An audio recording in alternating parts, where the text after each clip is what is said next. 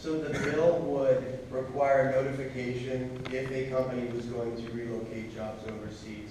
And if they did not follow the proper notification of 120 days, they would be fined. So there's a notification process, so they just can't pick up tomorrow and go. So that's the first piece of it. The second piece of it is they would have to pay back state incentives that they received if they relocated, and they would not be eligible for further incentives if they moved those jobs overseas.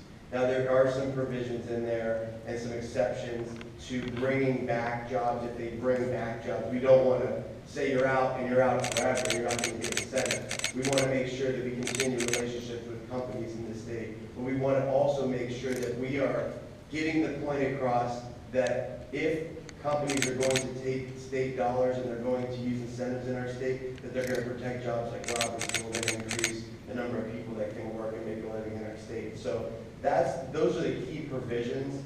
Are there any other key provisions you want to mention? No?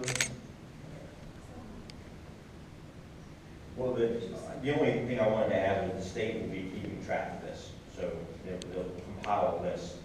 And when we talk about the transparency, that is one component of the bill, but the state will actually, be able to track and monitor those companies that are sending those jobs. And I just wanted to add a point that we made earlier, which was right now there's an executive order, but as we all know with executive orders, at any point that can be changed. And so we believe it's really important to codify this kind of a bill, this bill specifically, so that those protections are actually within the code. So what kind of reception are you getting from the Department of Employee on this? Well, we're going to find out, but this affects every corner of the state. It affects thousands of jobs in the state of Ohio, and I hope that politics won't get in the way of trying to protect Ohio jobs. Not only are we protecting Ohio jobs, but we're protecting taxpayer dollars, and I think that that's really an important piece of the legislation. That notification period is longer than the usual warning notices. Repeat the question. Is it longer than what notice is? Warning notice, it's like a 90-day notice, or is it something longer? It's longer. Why would it? We want to give people ample time to be relocated. We want to give people ample time to figure out their life. I think that we're talking about 120 days. I think that is a reasonable amount of time. And so, that's why that number of days was picked. Frank, is there anything you want to add to that, please? No, and I think the... Frank, would you mind going to the banks?